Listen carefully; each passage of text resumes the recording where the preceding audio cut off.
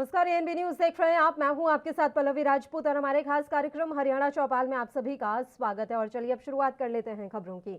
मुख्यमंत्री मनोहर लाल आज सोनीपत के ग्रामीणों से मिले, जहां सीएम को अपने बीच देख ग्रामीणों ने उन्हें अपनी समस्याओं से अवगत कराया। वहीं मुख्यमंत्री ने ग्रामीणों को आश्वासन दिया कि जल्द ही उनकी समस्याओं का हल निकाला जाएगा।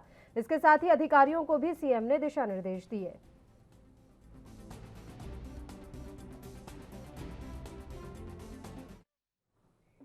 उधर चंडीगढ़ में मुख्यमंत्री मनोहर लाल से मुलाकात के बाद मीडिया से रूबरू हुए सोनीपत के ग्रामीणों ने क्या कुछ कहा है, सुनाते हैं आपको।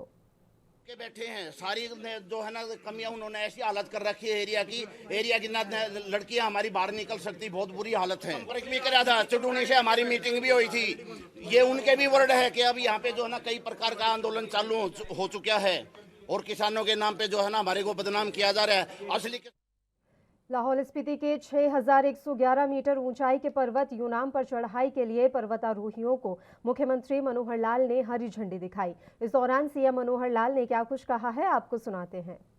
आज हमारे हरियाणा के स्कूलों के 75 बच्चे ये पर्वतारोहण के नाते से मनाली की एक पीक जो 6111 मीटर ऊंची है उस पहाड़ी पर ये पर्वतारोहण के लिए जा रहे हैं।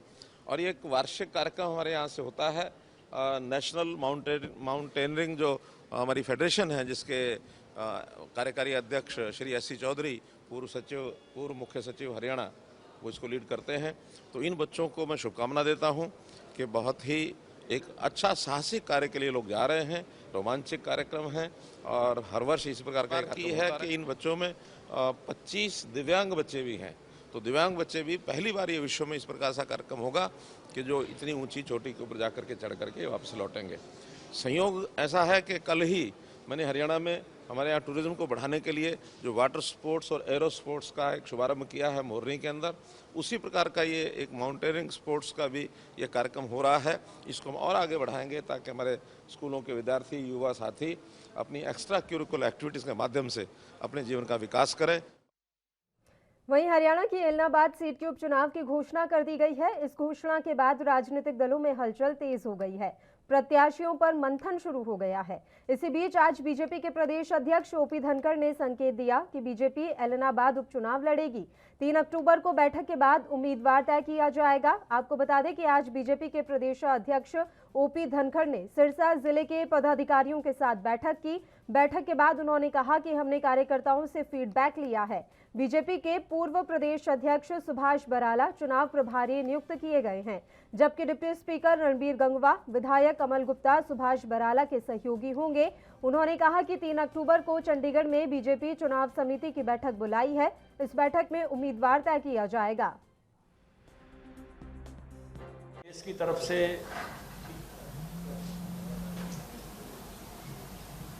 सुभाष बराला जी हमारे पूर्व प्रदेश अध्यक्ष और वर्तमान में चेयरमैन वहाँ चुनाव के प्रभारी के नाते से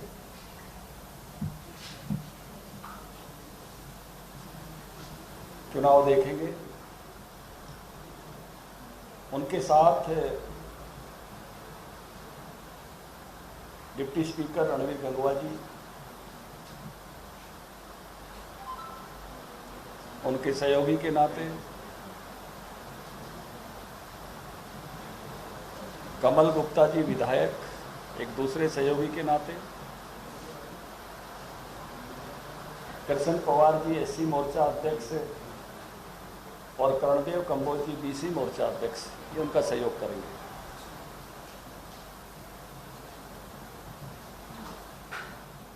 तीन तारीख को। और इस खबर पर तमाम जानकारी के साथ हरियाणा ब्यूरो चीफ राकेश गुप्ता जी इस समय फोन लाइन पर हमारे साथ जुड़ गए हैं। राकेश जी, आपसे पूरी जानकारी चाहेंगे। एलनाबाद उपचुनाव को लेकर आज बड़ी घोषणा की गई है। बिल्कुल, देखिए, एक तो तय हो गया है कि गठबंधन में भाजपा ही ये चुनाव लड़ेगी और एलनाबाद की सरकार के लिए बिल्कुल नाक का सवाल है, क्योंकि भले ही यह सीट अपोजिशन के पास थी। आप जानते हैं कि अभय चौटाला जब 3 कृषि कानूनों को लेकर किसान आंदोलन पे थे तो किसानों के समर्थन में उन्होंने त्याग पत्र दिया था। उसके बाद से सीट खाली हुई है। हालांकि ऐसा माना जाता है कि यह सीट जो है इनेलो की है, क्योंकि इनेलो में आप जानते हैं कि चुनाव के समय 2 पार्ट हुई थी इनेलो।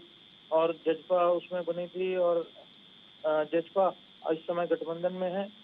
अभी जो जैसे हम पैतृक सीट बोल देते हैं या पारिवारिक सीट बोलते हैं, उसका वहाँ पर भी जो क्योंकि फॉलोअर्स हैं, जो समर्थक हैं, उसका विभाजन निश्चित रूप से हुआ है।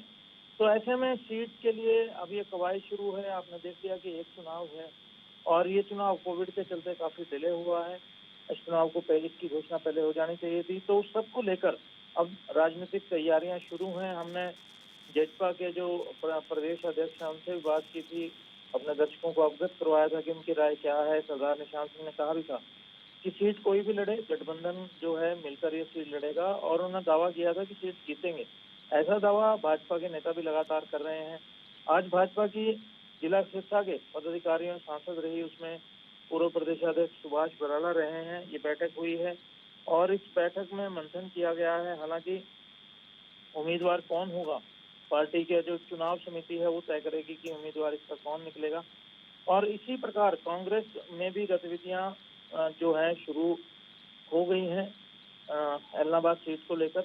एलनाबाद सीट जैसा मैंने बताया कि सरकार के लिए बहुत प्रतिष्ठा का सवाल होगी और उनसे ज्यादा प्रतिष्ठा की जो बात है इनेलो के लिए भी है, क्योंकि इनेलो ने अपनी सीट ये त्याग कर किसानों के समर्थन में इस्तीफा दिया था और खाली की थी। अब देखना यह है कि सभी दलों की क्या क्या रणनीति रहती है। भाजपा ने अपने पत्ते खोल दिए हैं। जी शुक्रिया आप हमारे साथ जुड़े तमाम जानकारी देने के लिए।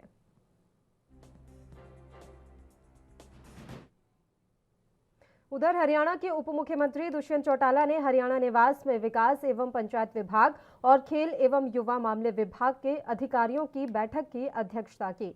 इस दौरान डिप्टी सीएम ने कहा कि हरियाणा के ग्रामीण क्षेत्रों में स्टेडियम का रखरखाव और वहां मूलभूत सुविधाएं उपलब्ध करवाने के लिए प्रदेश के विकास एवं पंचायत विभाग ने भी खेल विभाग के साथ मिलकर आगे बढ़कर तैयारी शुरू कर दी है।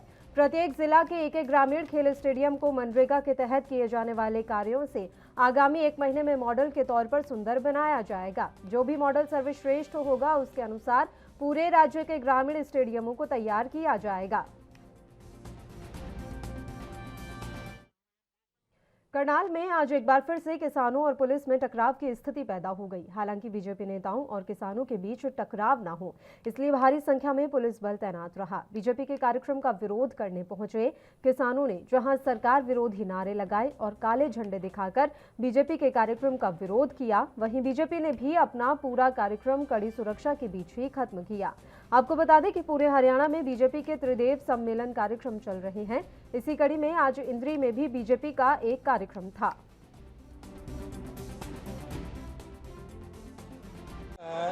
ये जो कार्यक्रम था हमारा एक संगठनात्मक कार्यक्रम था। भारतीय जनता पार्टी जो भी कार्यक्रम करती है वो आस्था उसमें पहले होती है। जो हमारे कार्यकर्ता हैं वो हमारे लिए ब्रह्मा विष्णु महेश हैं और उसी को लेकर प्रत्येक गांव से 214 बूथ इंद्री में है। 214 बूथ से 3-3 कार्यकर्ता यहाँ पर पहुँचे थे और सभी गांव से 100% हाजिरी थी। और इस प्रकार के कार्यक्रम सभी विधानसभाओं में चलेंगे हमारे, और ये पूरे हरियाणा स्तर पर चलेंगे।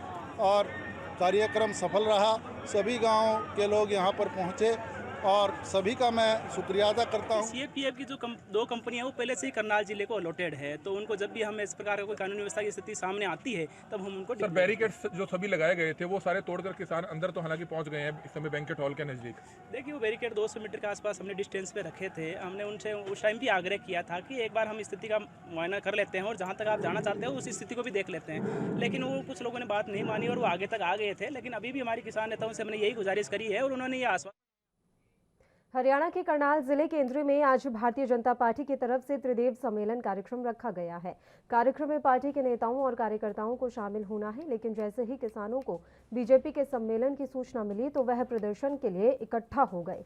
किसानों को रोकने के लिए पुलिस द्वारा बैरिकेड्स लगाए गए थे, लेकिन किसान बैरिकेड्स तोड़कर आगे बढ़ गए। इस दौरान किसानों और पुलिस के बीच जमकर हंगामा हुआ। फिलहाल स्थिति तनावपूर्ण है। मौके पर भारी संख्या में पुलिस बल और अतिरिक्त सुरक्षा बल तैनात है। दरअसल 3 कृषि कानूनों को लेकर किसान भाजपा सरकार का लगातार विरोध कर रहे हैं। इसी के चलते आज करनाल में होने वाले भाजपा के त्रिदेव सम्मेलन कार्यक्रम का विरोध करने सैकड़ों किसान इंद्री में एकत्रित हुए। बता दें कि पिछले कल भी जुंडला में किसानों के विरोध के चलते बीजेपी ने अपना कार्यक्रम रद्द कर दिया था। हालांकि भाजपा नेताओं ने कहा था कि टेक्निकल कारणों की वजह से आज जुंडला में होने वाला कार्यक्रम स्थगित किया गया है। आज हमारे हल्का इंद्री में जो हमारे त्रिदेव का गठन किया हुआ है, उनकी हल्के में जितने भी त्रिदेव हैं उनकी आज एक सम्मेलन बनाया हुआ है। तो इसलिए हमारा एक कैडर कैंप है जिसमें जो है इन त्रिदेव को, इसमें त्रिदेव में क्या होता है, एक तो होता है बूथ अध्यक्ष। हमारी पार्टी ने जो अपने इस संगठन को बूथ स्तर तक लेकर गया। इसमें एक बूथ अध्यक्ष होता है, उसी बूथ पे एक पालक होता है और उसी बूथ पे एक BLA2 होता है। कि तीनों मिलकर के इसको त्रिदेव बोलते हैं। त्रिदेव की रचना की गई। हमारे जितने भी बूथ हैं, ये 214 के लगभग यहाँ बूथ हैं, तो उनमें ये तीन त्रिदेव की रचना की गई है। ये सभी 600 650 के लगभग बनते हैं। इन सभी की जो आज है इनकी सम्मेलन है। इनको आज ट्रेनिंग कैंप कह लीजिए। इनको सभी को ट्रेनिंग दी जाएगी, उनको उसमें बताया जाएगा उनकी बूथ। बुलेटिन में खबरों का सिलसिला लगातार यूं ही जारी रहेगा। यहाँ रुकते हैं एक छोटे से ब्रेक के लिए। आप बने रहिए हमारे साथ।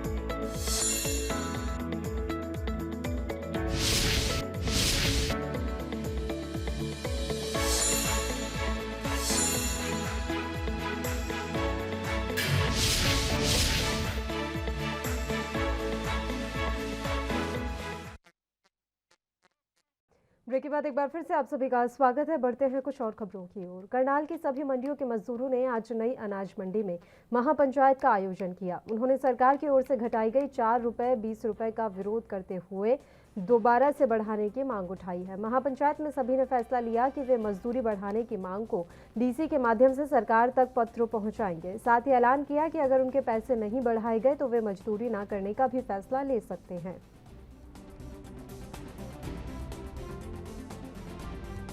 उन्होंने पूरा सहयोग दिया। 19 में बढ़ा, 20 में नहीं बढ़ा है, 19 में नहीं बढ़ा है। 18 की मजदूरी हमारी चल रही थी। 20 में इन्होंने गलत तरीके से 4 रुपये 20 पैसे कम कर दिया। जो बढ़ाना चाहिए था पिछली मजदूरी से, उसको 4 रुपये 20 पैसे और कम कर दिया। क्या सरकार को ऐसा लगा इसमें कि ये मजदूर बहुत धनवान है? यही मजदूर मिला था क्या सरकार को? तो हमने ये निर्णय लिया था, हम आज 30 तारीख को DC साहिब के माध्यम से मुख्यमंत्री को ज्ञापन देंगे। अगर कोई बात उसके बाद भी सरकार नहीं करती है और इसको मजदूरी नहीं बढ़ाती है पिछली रिकवरी पूरी करके, तो कल से यानी कि 1 अक्टूबर से पूरे हरियाणा प्रदेश की मंडियां का मजदूर हड़ताल पे चला नहीं है जी, जो कि हम लोगों ने कम से कम जब से हम लोगों को मजदूरी। हरियाणा के पुराने और अच्छे शहरों में फरीदाबाद के बल्लभगढ़ का भी नाम है, लेकिन बल्लभगढ़ शहर की एंट्री पॉइंट पर देखो तो जाम ही जाम है। कारण है तेज गति से दौड़ते ऑटो। कहीं पर भी इनके ऑटो ब्रेक मार देता है और कहीं भी सड़क पर अपनी सवारियां बिठाने के लिए यह ऑटो खड़े हो जाते हैं। फिर वाहन चालक परेशान हो या फिर आम आदमी। दिखाई दे रहा यह जाम बल्लभगढ़ शहर की एंट्री सब्जी मंडी के पास का है, जहां रोजाना सुबह के समय ऑटो चालकों के कारण जाम लग जाता है और वाहन चालक से लेकर आम आदमी तक जाम में फंसकर परेशान हो जाता है।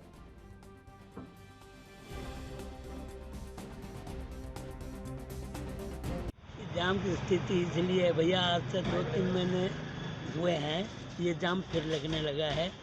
पहले जो थे पुलिस वाले वहाँ रेस्ट हाउस के पास खड़े रहते थे, टेम्पू बंद थे। जब से ये टेम्पू चालू हुए हैं तभी से ही ये जाम लगता है, अन्यथा कोई जाम नहीं लगता। अगर टेम्पू ये हाथ से उधर से चले जाएं बाहर से तो कोई जाम की वो भी नहीं होगी। कारण यही टेम्पू का है। आप दिन में कभी भी नोट कर लो, भेड़ बकरियों की तरह टेम्पू खड़े होते हैं, यही जाम करते हैं। ये नहीं देखते किधर से मुड़ना है किधर से नहीं मुड़ना। जहाँ से बीच में से रास्ता मिल गया उनको वहीं से निकाल लिया। ये स्थिति है जाम की। जाम की तो स्थिति ऐसी है कि जी एक पैदल यात्री भी नहीं निकल सकता जी। और हम लोगों ने कई बार प्रशासन के लिए लिखित में भी कार्रवाई करी है, लेकिन उसका कोई असर दिखता नहीं है। घंटे 2 घंटे के लिए तो असर दिखता है। और जाम की स्थिति यह है कि जी एक 4 व्हीलर हो या 2 व्हीलर हो, वो निकलने में इतना समर्थ हो जाता है कि उसको दूसरों की पटरी फुटपाथों पे से या दुकानों पे से भी चढ़ करके गुजरना पड़ता है। लेकिन जाम की स्थिति ऐसी है कि ये ऑटो रिक्शा वाले जो हैं ये अपने आप को नहीं सुधार रहे और ना ही अपने स्टैंड पे ये लगाते हैं, जबकि नौ का स्टैंड दिया हुआ है लेकिन ये अपने स्टैंड पे। एक और छोटे से ब्रेक के लिए बुलेटिन में रुक रहे हैं, आप देखते रहिए ANB न्यूज।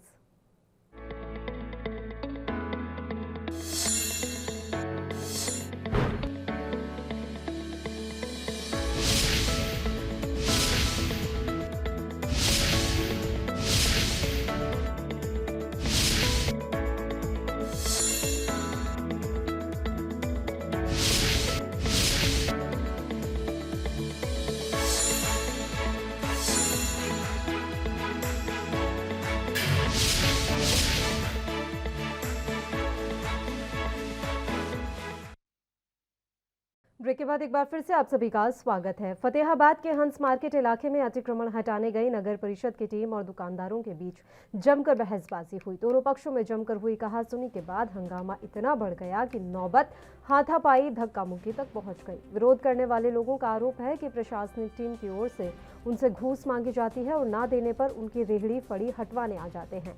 आज भी नगर परिषद की टीम अतिक्रमण हटाने पहुंची तो कुछ लोगों ने जमकर विरोध किया। प्रशासन की तरफ से निरंतर रूप से अतिक्रमण हटाए जाते हैं। तो आज भी ये कार्रवाई की गई है सर? हाँ, ये कार्रवाई चलती रहती है, निरंतरता में चलती रहती है कार्रवाई। और मेरी आम जनता से अपील है कि अतिक्रमण ना करवाया जाए, ये ना करा जाए। और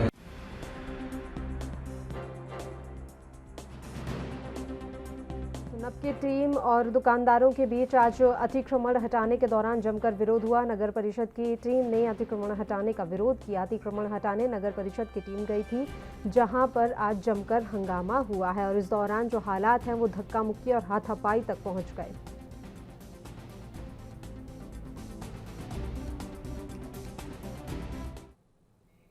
देश में जगह जगह अमृत महोत्सव का आयोजन किया जा रहा है, जिसकी बात अगर हम करें तो इसकी मुख्य वजह लोगों को सफाई और स्वच्छता के प्रति जागरूक करना है।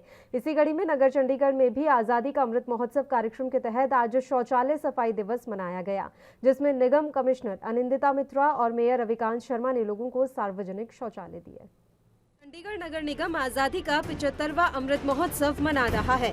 निगम कमिश्नर अनिंदिता मित्रा ने बताया कि अमृत महोत्सव को लेकर शहर में कई कार्यक्रम किए जा रहे हैं। 26 सितंबर से 3 अक्टूबर तक यह उत्सव मनाया जा रहा है।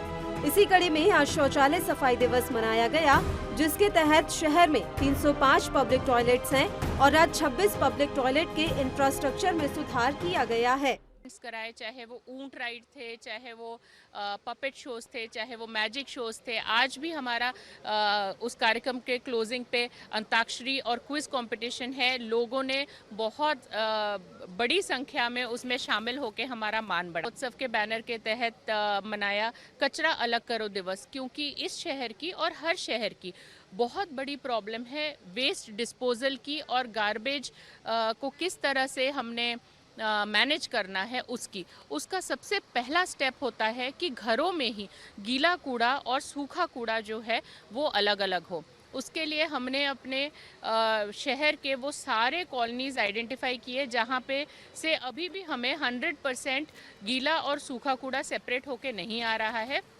वहाँ से हमने कल 3 जगह पे अपने अवेयरनेस प्रोग्राम चलाए हैं। ऐसे अवेयरनेस प्रोग्राम हम लगातार करेंगे जब तक सारे ही चंडीगढ़ से हमें सेपरेटेड कूड़ा ना आना। हम 26 टॉयलेट्स का रिनोवेशन करके मार्केट वेलफेयर एसोसिएशन या कॉन्ट्रैक्टर या कॉरपोरेशन के अपने कर्मचारी जो भी उसकी मेंटेनेंस कर रहे हैं उनके साथ जन भागीदारी में टॉयलेट्स को हम दोबारा लोकार्पण कर रहे हैं।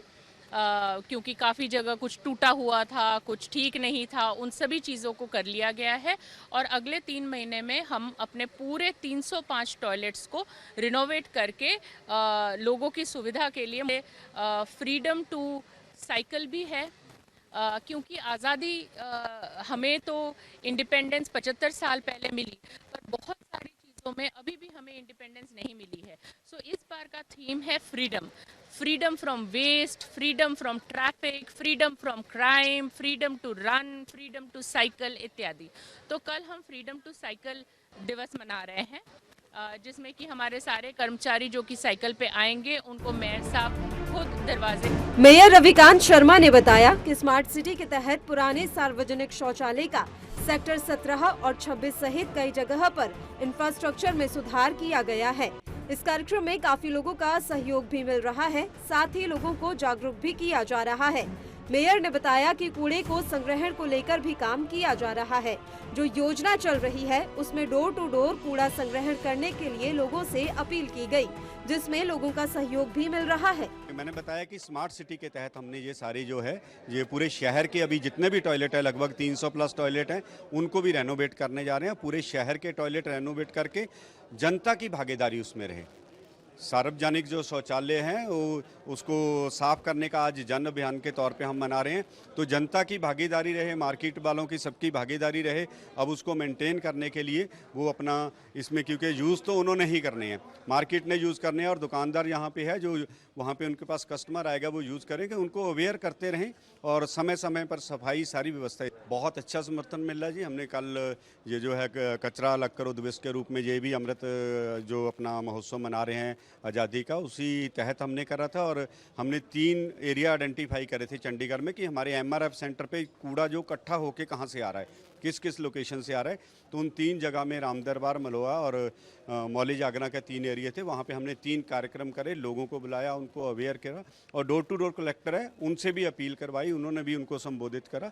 तो लोगों का बहुत अच्छा समर्थन मिला, लोग बढ़ चढ़। आजादी का अमृत महोत्सव कार्यक्रम के तहत चंडीगढ़ नगर निगम कार्यक्रमों का आयोजन कर रहा है, जिसको लेकर निगम कमिश्नर आनंदिता मित्रा और मेयर रविकांत शर्मा लगातार कार्यक्रम के जरिए लोगों को जागरूक कर रहे हैं। निगम कमिश्नर और मेयर ने शहर को साफ रखने के लिए भी कार्यक्रम चलाए, जिससे शहर को साफ रखा जा सके।